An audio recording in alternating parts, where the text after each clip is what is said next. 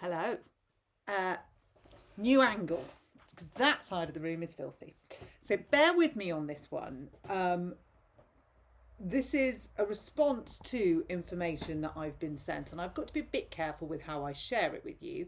But once I've shared it with you and you've read and written your comments, then we might be able to go further. So, boats. Illegal migrants coming to the UK from France in boats. I've had several emails with video evidence of the boats when they leave England.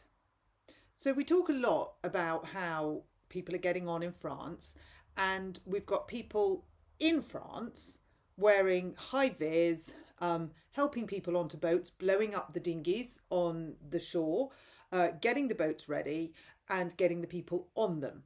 So this isn't sort of like a covert act of let's get them on at night under the cover of darkness. This is happening in the day. We're blowing up the dinghies, a lot of which are new, and we are wearing very obvious clothing to suggest that we are organising this transportation and helping people on.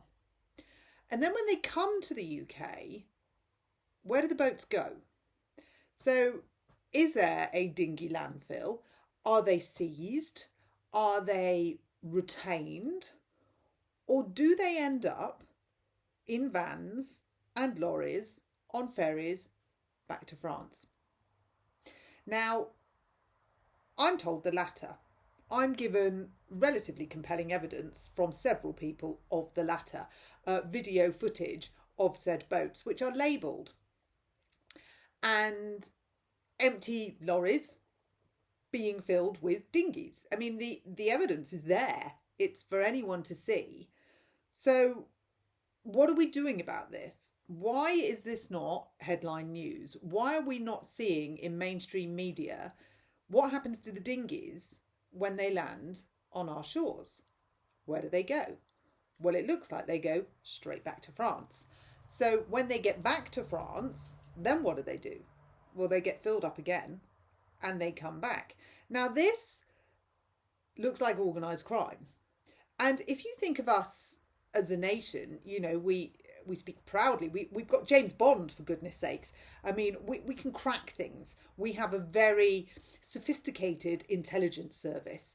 And I'm sure Moneypenny and Q and Bond are not just figments of our beautiful TV screens, but they are based on actual people and things. You know, Miss Marple didn't get to being Miss Marple just by twitching the curtains, did she? So we are a nation famed for our investigation and sleuth skills.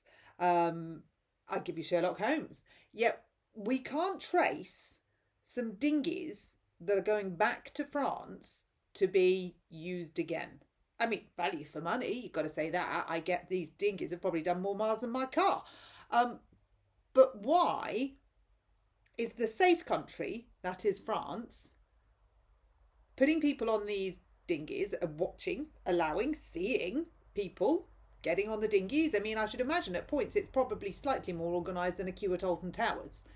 On they get, visible, over the sea they go to England. And then the dinghies go in a lorry or go in a van and go back. And thus it continues. Now, this says to me there's more skin in the game than we are being told. This says to me, oh, the flies are horrendous. This says to me that the government know exactly what's going on. This says to me that there's stuff that we want to do and stuff that we don't want to do.